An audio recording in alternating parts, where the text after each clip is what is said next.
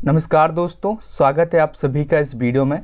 इस वीडियो में दोस्तों हम डिस्कस करने वाले हैं कुछ इंपॉर्टेंट क्वेश्चन को जिन पर कि आपको ऑब्जेक्शन उठाना है, क्योंकि दोस्तों 29 अप्रैल तक ही ऑब्जेक्शन की लिंक यहाँ पर ओपन रहेगी।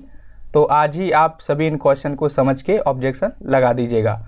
और यहाँ पर दोस्तों मैं ये नहीं कहूँगा कि जो भी मैं क्वेश्चन बता रहा हूँ उन पर डायरेक्टली आप ऑब्जेक्शन लगाइए। आप खुद से भी एक बार एनालिसिस कीजिए, उनको स्टडी कीजिए, उसके बाद ही आप ऑब्जेक्शन लगाइएगा। मतलब कि एक बार आप खुद विचार जरूर कीजिएगा। यहाँ पे दोस्तों पहला क्वेश्चन है जिसमें कि पूछा गया है the dark current of a photodiode is the current that will exist. तो फोटोडायोड में डार्क करंट कब फ्लो करता है, ये यहाँ पे पूछा गया है। अब देखिए आंसर की में इसका ऑप्शन सी बताया गया है, with applied illumination having diode reverse bias. तो डायोड रिवर्स बायस में हो और इस पर रोशनी डाली गई हो तब डार्क करंट फ्लो करता है, ऐसा आंसर की में बताया गया है।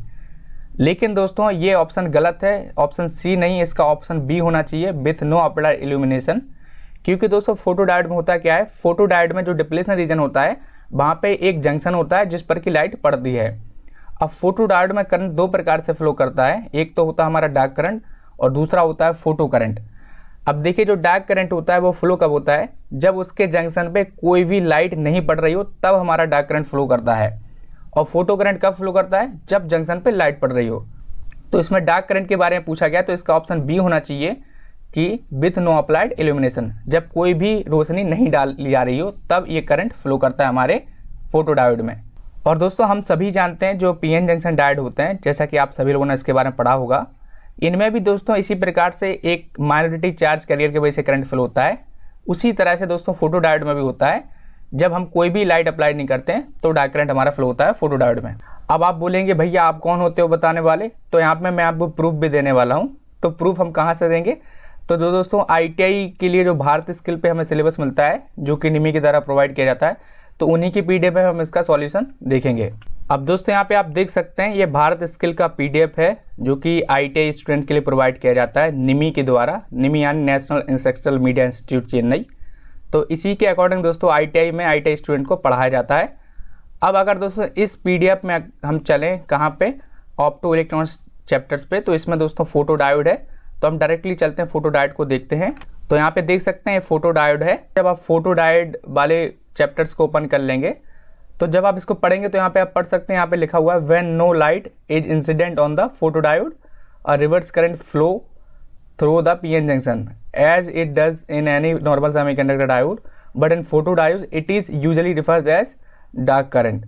अब इसको मैंने हिंदी में भी ट्रांसलेट करके रखा है ताकि जो लोग हिंदी वाले हैं वो भी उसको समझ सकें। तो यहाँ पर भी दोस्तों क्लियरली लिखा हुआ है कि जब जंक्शन पे कोई भी लाइट नहीं होती है तब डार्क करंट फ्लो होता है हमारे फोटोडायोड में। नेक्स्ट क्वेश्चन की बात करें दोस्तों, तो यहाँ पे पूछा गया है which layer isolates gate terminal of MOSFET. तो दोस्तों मॉसफेट में कौन सी लेयर है जो कि गेट टर्मिनल को आइसोलेट करती है। हम सभी जानते हैं दोस्तों मॉसफेट के बारे में। तो यहाँ पे जो आंसर की में इसका आंसर बताया गया वो बताया गया option B, silicon oxide. But दोस्तों हम सभी लोगों ने अपने सिलेबस में पढ़ा है जो मॉसफेट के गेट टर्मिनल को जो लेयर आइसोलेट करती है वो होती है SiO2, और SiO2 को दोस्तों हम सिलिकॉन डाइऑक्साइड बोलते हैं। तो इसका ऑप्शन सी होना चाहिए, बट आंसर की में यहाँ पे बी दिया हुआ है। अब इसको भी जब आप भारत स्किल के PDF में देखें तो यहाँ पर भी आप देख सकते हैं, यहाँ पे लिखा हुआ this channel is covered by an insulating layer of silicon dioxide SiO2। यहाँ पे भी आप देख सकते हैं, यहाँ पर भी लिखा हुआ है सिलिकॉन डाइऑक्साइड यानी SiO2। तो इसका सी ऑप्शन दोस्तों यहाँ पे होना चाहिए। नेक्स्ट क्वेश्चन की बात करें तो यहाँ पे पूछा गया है a type of electrical battery which can be charged, discharged into a load and then recharged many times is called। तो भाई कौन सी बैटरी है जो कि चार्ज और डिस्चार्ज हो सकती है और कई बार उसको हम चार्ज कर सकते हैं।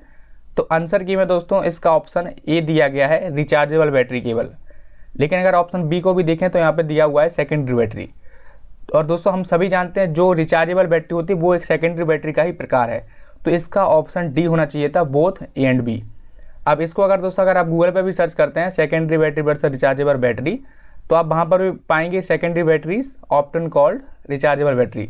सेकेंडरी बैटरी को ही रिचार्जेबल बैटरी कहा जाता है। तो इसका ऑप्शन डी सही होना चाहिए दोस्तों। नेक्स्ट क्वेश्चन की बात करें तो यहाँ पे पूछा गया है which of the following is used in receiving side of fibre optic communication.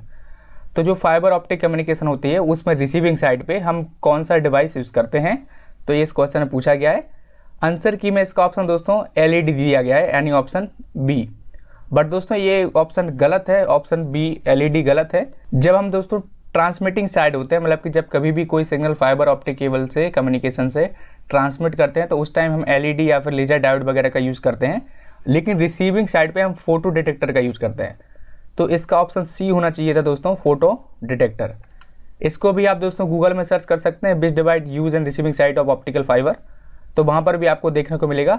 हम जो डेटा रिसीव करते हैं या फिर डिटेक्ट करते हैं वो फोटो डिटेक्टर के द्वारा करते हैं ऑप्टिकल फाइबर कम्युनिकेशन में। अब नेक्स्ट क्वेश्चन दोस्तों, मैं ये नहीं कहूँगा कि यहाँ पे गलत है, बट यहाँ पे मेरा खुद का डाउट है, तो आप सभी लोग इसको ध्यान से देखिएगा। इसमें पूछा गया है कि जो PCB की क्लास होती है वो क्या बताती है, मतलब कि वो क्या तय करती हैं, what does the class of PCB determine. तो ऑप्शन हमारे दिए गए हैं, रिलायबिलिटी ऑफ डिजाइन और क्वालिटी लेवल ऑफ PCB या फिर quantity of design.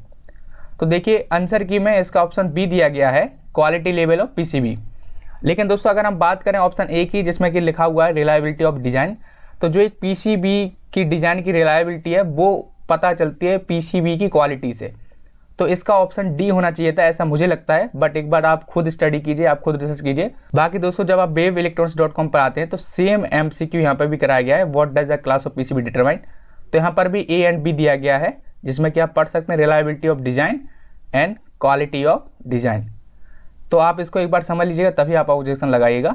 Next question में दोस्तों मैं ये नहीं कहूँगा ये क्वेश्चन गलत है, बट इसमें भी मेरा डाउट है। अगर आप यहाँ पे देखें तो यहाँ पे एक सर्किट दिया गया है जहाँ पे 10 वोल्ट ये प्लस माइनस ये DC सोर्स से कनेक्टेड है। यहाँ पे ये रेजिस्टेंस है और यहाँ पे एक इंडक्टर लगा हुआ है और ये रेजिस्टेंस और रेजिस्टेंस है। तो हमें R1 के अक्रॉस वोल्टेज ड्रॉप फाइंड करना है। अब देखिए DC सोर्स में हम सभी लोगों ने पढ़ा है, जो इंडक्टर होता है वो एक शॉर्ट सर्किट की तरह काम करता है, यानी करंट को ईजिली पास कर देता है, जीरो रेजिस्टेंस प्रोवाइड करता है। तो इसको दोस्तों हम कंसिडर नहीं करेंगे। अब इसको हटाने के बाद जब सर्किट बनाएंगे जो कि कुछ इस प्रकार से बनेगा, जो कि हमने पिछली वीडियो में सॉल्व किया था, डिस्कस किया था इसको। तो इसके अकॉर्डिंग जो अगर हम R1 पर वोल्टेज ड्रॉप निकालेंगे तो 1.6 वोल्ट के अराउंड निकल के आएगा। लेकिन आंसर की में जो इसका ऑप्शन है वो 2.5 वोल्ट दिया गया है, बट मैं ये नहीं कहूँगा कि ये गलत है। तो अगर आप में से किसी को भी ये क्वेश्चन आ रहा हो तो आप जो है डिस्कशन में व्हाट्सएप नंबर पे उसको सॉल्व करके सेंड कर सकते हैं। तो बस दोस्तों यही कुछ क्वेश्चन थे जो कि मुझे लगा कि आप सभी के साथ शेयर करना चाहिए। इनमें से कुछ क्वेश्चन पे आपको ऑब्जेक्शन लगाना है। तो इस वीडियो में दोस्तों इतना ही। वीडियो अगर अच्छा लगा हो तो आप इसको लाइक कीजिएगा, शेयर करिएगा अपने दोस्तों के साथ, ताकि वो लोग भी इसको देख सकें। अगर कोई डाउट है तो नीचे कमेंट सेक्शन में पूछना मत भूलिएगा। तो मिलते हैं फिर किसी वीडियो में। जय हिंद, वंदे मातरम।